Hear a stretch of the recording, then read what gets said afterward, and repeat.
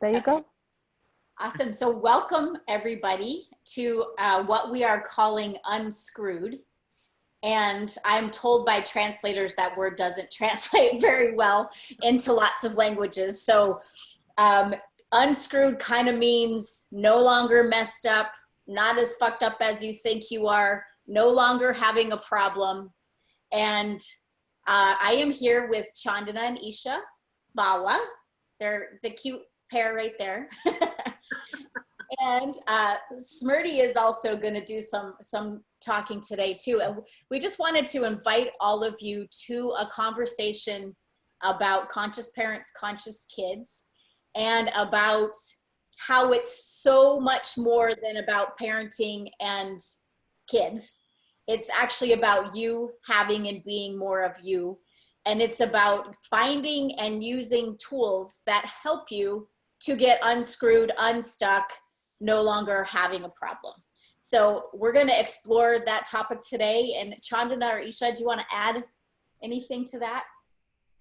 I loved what you just said, Marnie, about how there is no word, no translation for the word unscrewed. And that's how energetically it actually works, right?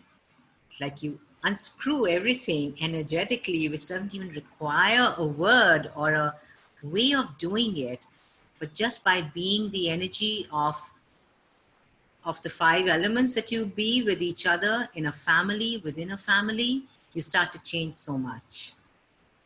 And you start to unscrew yourself out of all those areas where you locked so much of wrongness into yourself, where you locked so many points of views into yourself as a child.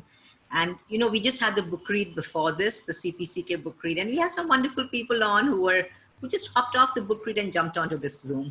And we were talking about just this, that how many of us, we feel so screwed up. We feel so wrong, that so much of our parenting comes from that space of wrongness. Yeah. What if that wasn't really required, right? Yeah. And also what I'd love to add over here is the energy of undefining.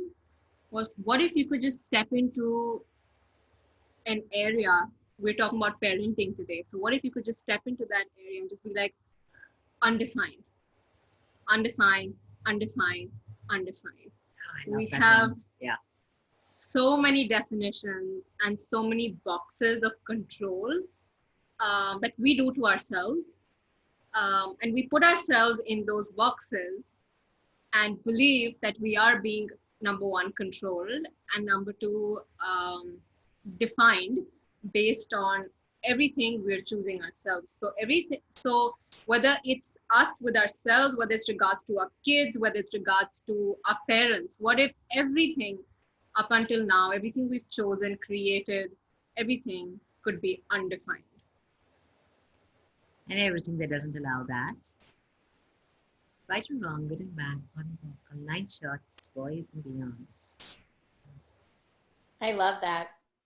As if we didn't have any definitions of ourselves or of us as parents or siblings or grandparents or aunts and uncles or kids or whatever, we had no definitions of us or of the roles that we fill, how much space and freedom to choose and create would there be? You could literally create whatever, anything you desired because you just took off all the restrictions. I'll have that. Yes, please. Me too. Me too. Okay. And the Me Too sounds good. All right.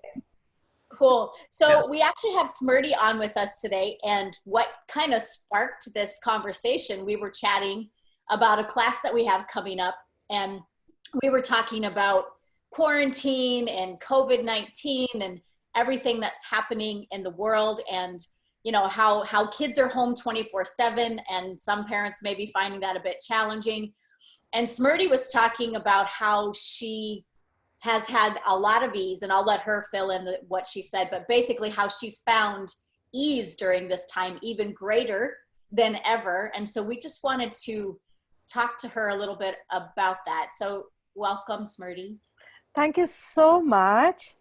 And you can also call me Snee. if that's Smee. easier. I'm Smee. probably saying it wrong, so I'm going to go with Smee. And I'm sorry if I. Yeah. So yeah, that what I saw was that while I read a lot about people having discomfort or not being comfortable or things like that, we've had like a whole lot of ease in our home. And that's possibly because we don't function as how a normal family is supposed to function. Okay. So, like, we truly don't have labels, definitions, forms, and structures in our home. So, we all are on different time zones. Everybody wants to eat at different time zones. We don't really get together and have that family meal together or pray together or anything like that because we don't have any such definitions and we are in great allowance of each other following the rhythm or the way that works for each. So my husband, my daughter, so our daughter is 14 years old now. She just turned 14 like a few days ago, a very proper teenager. But unlike, what we hear, teenager problems, I don't have them because I don't have a point of view like that. And we all have our different waking times, different eating times. And we just allow each other to be. So we don't impose you must have lunch now, or you must have dinner now, or you must do this now, or we must do this together as a family. And because we allow each other that space, and we're so in allowance of each other, who we all be and how we all function, we don't look like a family by this reality, but we function so beautifully. So we've all been doing our own things, and yet we get together once in a while, do a few things together, and that's it. So everybody's been doing their whatever they want to do. And it's been beautiful. And from time to time, of course, we drop in to each other's rooms, say hi, love you, grateful for you, and all of that. So we don't have definitions really how a family must function. Function the way you want to function today. Today may be something else. Tomorrow may be something else. And I remember growing up as a child, and this is where the Unscrewed came from. When I was growing up, I was expected to function in a particular way. I was supposed to wake up by a certain time, eat by a certain time, study by a certain time. And if I could not meet those expectations and those, guidelines, so to say, then it was like, I'm not good enough, or I'm bad, or, things like that. There would be then those labels coming at me. And as a result, I kind of got screwed, literally, right? I didn't believe in me. I thought that I was one of those worst children on the planet. I tried to kill myself the first time when I was 14 years old. I really didn't think that I deserved to be here and live. And I definitely was not a good girl. So it took a lot. And to unscrew all of that, to get out of all of that labeling, defining, being wronged. And so the access tool, which is interesting point of view, which we call IPOV, was a wonderful tool that contributed to me. And in hindsight, I could see their point of view as just an interesting point of view, because that is how they saw parenting being done. And there were no other tools or classes like this available to them at that point of time. But it took me a lot of work with my own self to get to that place where I could see the way they functioned and the way they behaved or whatever they said as just an interesting point of view. And that interesting point of view, like I would just go with that all the time. And I guess somewhere along the line, it just started unraveling, unscrewing, so to say. And I could see that, yes, all of us as parents, as children, get governed by labels, definitions, how things should be done in this reality. And that messes people up. And what if we could just be in allowance of each other's personalities, how each of us function and know that we all function differently, and it's completely okay. There is no right, no wrong, no good, no bad. And I think that allowance really made a lot of difference. When I became an allowance of my parents as to who they were as people, how they thought, how they function, I had to be an allowance of that. And I had to stop making them wrong. And I had to stop making myself wrong from their eyes. And that, taking out the rightness and the wrongness, I just was who I was. And I will continue to be who I be. And it's fine.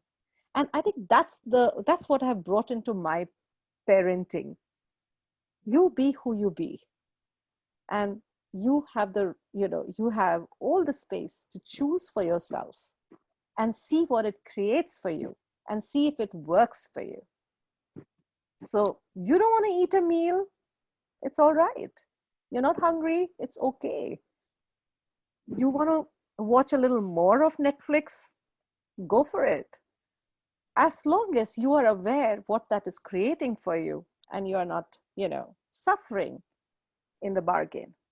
I think that's my only ground rule. Just be aware that, you're not becoming, becoming unhappy, or it's not constricting your life. And just be who you be. And that's what's created the ease for us. I love that. I love how you said all of that. And there was one thing when you said, and there was an energy that came up when you said, I wasn't a good girl. So for all of us, everywhere we were told what it meant to be good girls and good boys, and we tried, but we didn't hit the mark. And then we decided that we were not good girls and good boys. Can we destroy and uncreate all of that? Oh, yes. Right and wrong, good and bad, pod and puck, all nine, boys, and I'm wondering, so if anybody's world it comes up, if you give your kids that much space to just let them be and just choose, then they're just going to run wild. They're just not going to take care of themselves, and they're going to end up. So, and Smee or Isha or Chandana, what would you say to that? Like, what would you say if somebody's going, yeah, but if I let go of control, if I actually let them be, then I'm going to be a terrible parent because they're going to be awful kids. May I go first? Please go. So when I be that space with my child, she gets the energy of that I respect who she is. I adore her for who she is. And because she feels loved and, like she has that space where she knows she can make choices, and those choices can even go downhill. And they may not pan out very well, but she knows I have her back. And everything is only something that will contribute to her having more awareness of what choices create. So having her back is something that has been like a very critical element. So she knows my mom, my dad have my back. And no matter what occurs with the choices I make, they have my back. So as a result, because of that, I see that she's turned out to be such a beautiful child, very mature, very sensible, and she takes decisions on her own about everything. And she's doing brilliantly well because she knows we have her back. So when I go to her school, her teachers turn around and tell me, Mrs. Shivdasani, I wish more parents were like you, because she is allowed to make so-called mistakes, which in our eyes are not mistakes. They are choices we make to get a sense of what works for us and what doesn't work for us. So I'll give you a very small example. I told her she loves watching Netflix, and I told her you can watch as much Netflix, you can be on iPad as much as you want. All I want you to be is aware of what that is creating as far as your grades in school go. And one particular time she didn't do very well in something. And I said, hey, Nesa, are you enjoying getting this grade? Is it fun for you? And she said, no, Ma. So I said, what do you get created this slip, this going downwards in this particular few subjects? And she herself was aware that she hadn't put in enough efforts. She was distracted. And I said, hey, would you like to change that? Would getting better grades be more fun for you? And she said, yes, Mom. I said, okay, so what do you think you have to institute? She said, this. I said, okay, go for it. Try it out. If it's fun for you getting good grades and, then stay with it. But if it's not, you come back to doing what you do. And it's completely all right. I love you. That's it. I have your back. And from then on, Marnie, she has been acing it. I love that. That's awesome. Well, and it's empowering her to know and her to choose. And it's when our kids get that, because we're not trying to control them or tell them what to do, we're letting them choose for themselves. Then they go into life with the tools to create anything they desire, and they're empowered to know that they can. That's so beautiful, so true. And it's also about letting go of control, where you have the need to control them, to do it your way, to do it the right way, to get the right grades. This brings me actually, this was, I think, when Noor was my younger daughter, when she was in the 7th or the 8th grade, she just wouldn't study. She would love it that her mom was traveling all the time. Her dad travels. So we are, the two sisters were having fun. And when even with the sister was traveling too. And when, we would try and work it out in such a manner. After the fun. Yeah, it was after the fun. But we would try and work it out in such a manner. There was somebody always at home with her, either all 4 of us together or somebody with her. And whenever I would ask her, Noor, how are your studies getting on? Oh, really good, Mom. I would say, awesome, wonderful. When her maths grades, when she brought them home, she was really upset. She went to her room and she banged her door and she didn't want to see my face. So I was like, what happened? Let me see your report card. She's like, no, Mom. I was like, it's okay. Like, it's fine. And so she said, no, I'll just tell you my grades. I don't want you to see my report card. Sure. Tell me, what did you get? So she gave me all her marks and they were pretty good. And I was like, wow, that's really awesome. Like, it doesn't require you to be so upset. I said, so how much do you get in maths? She looked at me, she looked away, and she says, half. I said, oh, you mean you got 50 on 100? She says, no, I got half. I remember I burst out laughing. I said, how did you manage to get half? I mean, I know you could get 0, or you could get 60 or 40, but half? I mean, that's amazing. How did you manage to do that? And she looked at my face and she said, Mom, you're not upset with me? I'm like, no, I'm amazed that you could get half. And after that, her papers, every time, she never came home with less than a 90%. It's like when you allow them to fail and when you don't make it significant, they have a different choice. Yeah. I'd love to add to that is exactly what Smriti Auntie also spoke about, and you're also talking about. It's like the energy of allowing your kids to fail. Yeah. And it's also allowing yourself to fail as a parent. Yes. Yes. And it's like if you allow them to fail and allow yourself to fail as a parent and a child, they will never fail again. And I have a question. May I ask you? Yes, Yeah. please. Yeah. Okay. I was a mother like you all, and I was labeled like I don't care for my child enough. And I was put back. I was like, it was a total setback in my life. It really made me think, am I right? Am I not right? And I had done this foundation course. And I said, I'm in total allowance of all the labels. I bring my child up the way I want to. I've never hit my child. I've never raised my hand on him. I've never raised my voice on him. And he's so sane. Right now, he's 19 years old. I had only one issue, that whether to let him go abroad after 10th grade, and which I couldn't hold back. I did, and I told him, see, look, I know you want to go abroad after 10th grade, but I don't think I'm comfortable to let you travel, let you be on your own after 10th grade. I said, Mom, I'll not do anything wrong. Trust me. I said, I have all the trust on us. And he's good. He's fine. Wonderful. How does it get better than Yeah, that? that's awesome. You can actually be interesting point of view about what people label you as: a bad mom, a good mom, a not good enough mom. It's okay. It's that's their point of view.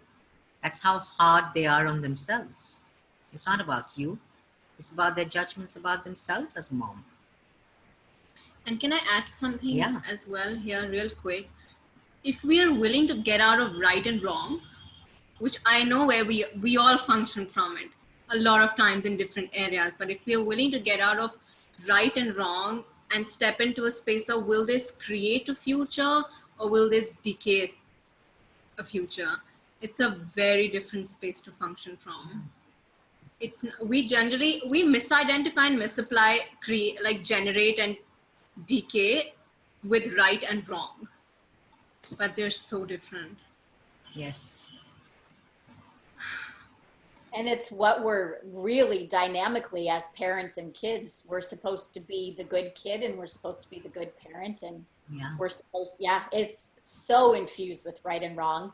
And when you function from it, how miserable is that? Because you're in a constant state of judgment of you, of your partner, of your kids, of everybody trying to decide if it's right enough and good enough. Yeah. Yeah. So what if it was all just choice and that was that? Can I run a right and wrong clearing? Yes. What jails are you using to create the dominance of equals MC square to prove the rightness and relevance of other people's points of view, to determine what you can and cannot choose? Are you choosing? Everything that is, can you destroy and uncreate it all? Yeah. Right, wrong, good, bad, pot, pot, online charts, boys and beyonds. I like what Simran just typed out. She said, yes, especially for working moms, so many judgments, like many say you don't care about your kids. Strange. Yeah, especially it's like, Marnie, you want to take that one? Oh, go ahead. Go ahead. Keep going. So it's more like, when in India, the working woman has been pretty much labeled with the need of money, which in itself is a definition of a wrongness in your life. You're not good enough as a parent. It comes with a lot of blame, it comes with a lot of shame, it comes with a lot of guilt attached to all of that. And it's almost like people throw that at you so you don't see that in them, because you really can't judge anything in anybody unless you've done that and been that too. And how much do we use control again? So we can have all the other moms just like the ones who are not working or whatever, so you feel good about yourself. Yeah, And I love what you said before, Chandana, is when they're judging you, they're just revealing to you the judgment they have of themselves. So when somebody judges you for, you are a mom and you travel too much, you are a mom and you shouldn't be working, what that person is just exposing is, I have decided that to be a good mom, I must sacrifice and give myself up for my children. I cannot have a life. That is the only way I can be a good mom. And they've just revealed to you the judgment of themselves. So what energy, space, and consciousness could you be to invite them to melt that judgment if they choose? But if we go into, oh my God, they're judging me, blah, blah, blah, then boom, there's the wall. But if we go, they just expose the judgment of themselves. What kindness can I be? What invitation to melt that judgment? that is so beautiful when you don't have to fight their judgments and just Yep. allow yourself to receive their judgments, and always knowing that it's not about you. It's a point of view that they have about themselves. Yeah. Very few people actually today, unless they're actually truly being interesting point of view, very few people will talk to you from your world. A lot of people will come talk to you from their world and their reality and their points of views. It's never personal. Judgments especially are never personal. Yeah. And every time you make it personal, you just allow it to stick to you. And then you fight it to not be it, which has you just being that. Funny how it works, right? Totally. Totally. And it's so every time we do classes, CPCK classes, Chandana, Isha, and I, we always come around to this whole thing of ending the fight, because so much of parenting and kids is in families is a fight. It's the judgments and fighting against the judgments. And then there's just this whole fight around the whole dynamic of family. And what if there didn't have to be a fight? It's what Smee has talked about like beautifully and her talking about with her daughter and the space that they are for each other. There's no fight because everybody is allowed to be. What if we could end the fight with family and have total ease, joy, space, glory, magic, miracles, mysteries, possibilities, and all of that yumminess and everything that doesn't allow it? Can we destroy and uncreate it? Yes, please. Right and wrong, good and bad, pot and pock, all nine shorts, boys and beyonds. There's a question in the chat. I'm just going to quickly read it out. My mother-in-law projects a lot of her traumas on my wife, and my wife lives a lot out of guilt of insufficiency and incompetence, seeking approval always from her mother, while she is actually magical at what she does. How do we change this? What else is possible? Chandana, do you want to go? Sure, I'll go with that one. Yeah. You know, a question like, we could ask questions, we can be the space, yet when we are willing to look at all of that and ask, I wonder what's creating that? What is underlying all of that that's showing up that we are not willing to see? Because in all of that, what you wrote, there was an element of a conclusion. There was an element of an expectation of how your wife would be and why she would be it. What if you could ask as to, I wonder what really has her doing and being this? Coming from a space of a question. Yeah. You want to say something? Yeah, and there's also, along with that, there's also a space of acknowledgement of her. There's a space of acknowledgement of the magic that she is. What if you, being the energy you be with her, could actually invite her to acknowledging the magic she is herself? What if you are being it already? What if you can ask for your allowance to exceed your awareness? And what can I be here that can change all of this? Because really, when we are willing to be in energy and the way Access works, which is just so beautiful, I love it. It's almost like you just want to invite that energy into your life. That's probably something that she's looking for, that your relationship is looking for, that your kids are looking for, that if you could actually invite into your reality, into your life, could change everything passively without even knowing. It's like, oh, that stopped. Literally like that, by you inviting the energy that can actually change it all for you. What you said is so key, because how often when there's any kind of, somebody judging us or a fight that somebody wants to engage in or all the expectations they have, we think we have to do some things to change it. We have to confront this person. We have to have a conversation. We have to move out of the house. We have to blah, blah, blah. We come up with, there's something we must do to fix it. But what Chandana said, it's actually what energy, what space, what consciousness can me and my body be that would melt this, dissolve this, change this with total ease. Beautiful. Yep. And from that question, you will have the awareness of if there's anything required. And so many times I find just the invitation to choose to be that, there's not a thing to say or to do. It just, like you said, Chandana, all of a sudden, oh, that's different. Oh, wow, that's not there anymore. Yay. And that's ending the fight, right? Almost, and yeah, which kind of melts it when there is an acknowledgement alongside with that, which there is. like Isha, you said, there is that beautiful acknowledgement of the magic that she is and the magic that she be. And what if a little more acknowledgement of that could have her being even more of that? I love it. Yeah. There was another question. What about when your parents don't have your back? How does one deal with this reality and with them? Okay. You see it? No. It's back. Okay. It's back. You have to Isha, do you want to deal with it. Yeah. Isha, you want to go with that? Yes.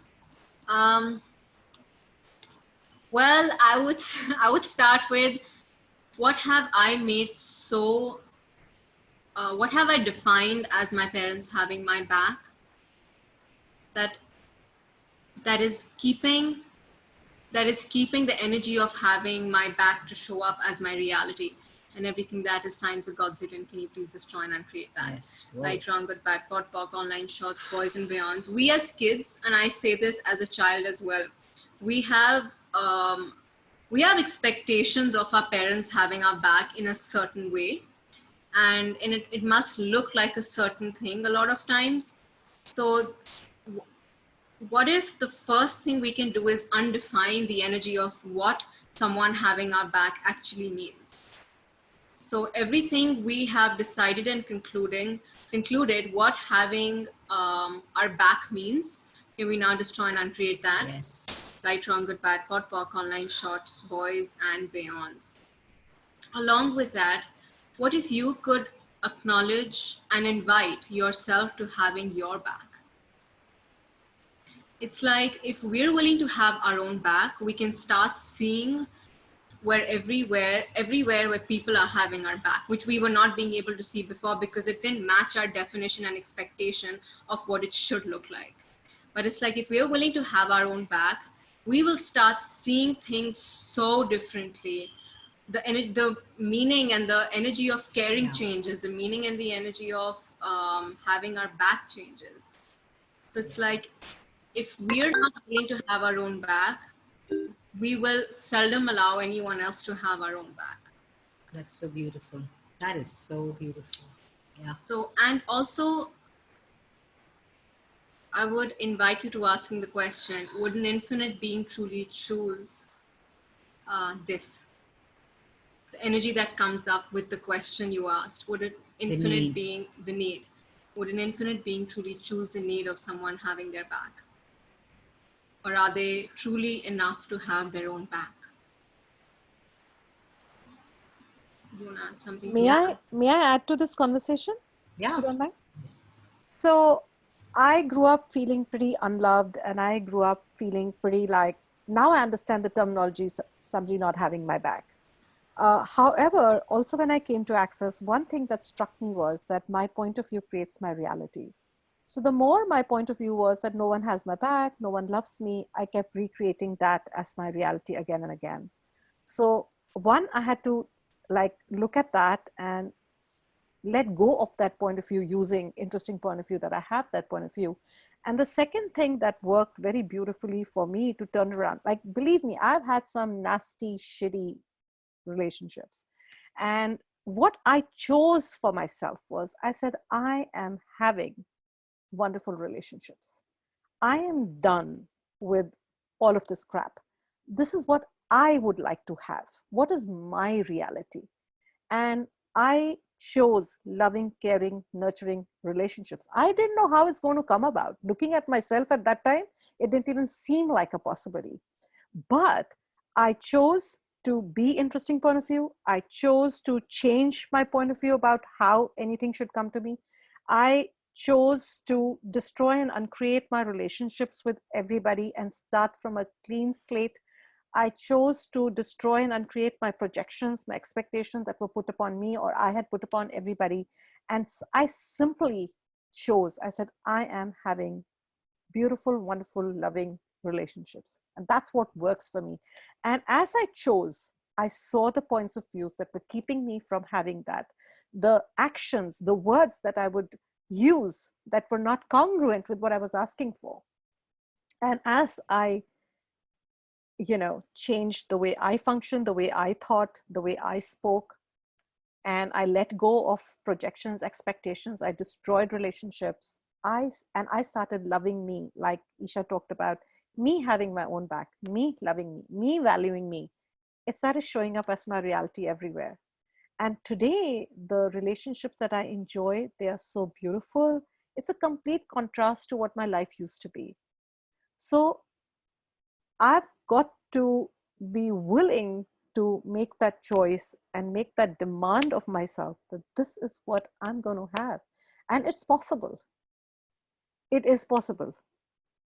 I have like a 180-degree turnaround in my relationships simply because I chose it.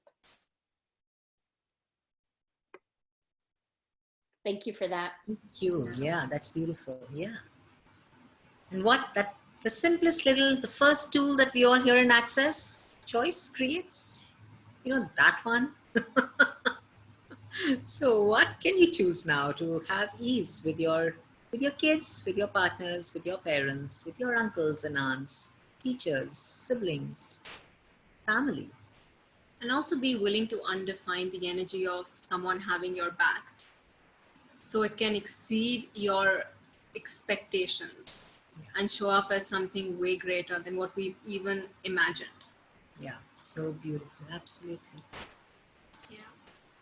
Yeah, because when we have those definitions of somebody having our back, or we put expectations on someone else, what we're basically saying is, I'm taking my power, my choice, and I'm giving it away, and I'm giving it to you, and now you get to do with it what you want. You can tell me that I'm good, you can tell me that I'm bad, you can validate me, or you can put me down.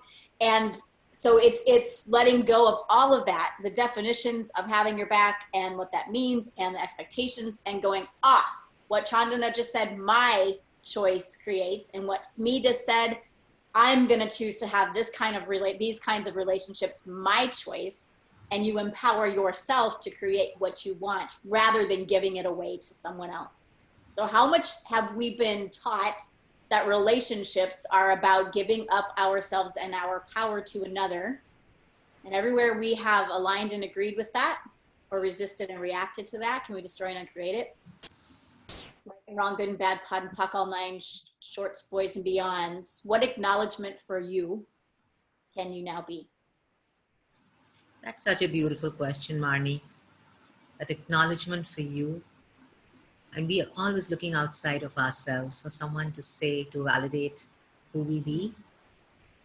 And when you're willing to be that acknowledgement for yourself, it's like every molecule on the planet starts to contribute to you. Thank you for that. That's been such a beautiful conversation. Yes. I just love this class, guys. I could just go on and on. Yes. And I think we actually have to wrap up, because I think some of our awesome hosts and translators had other things going on. But thank you, everyone, for joining us and for the conversation. And we just really would love, I know there's some questions we didn't get to that are in the chat, but we would just love to invite you all to a different possibility with family, with parenting, with kids, with being, if you've ever been a kid, which means all of you.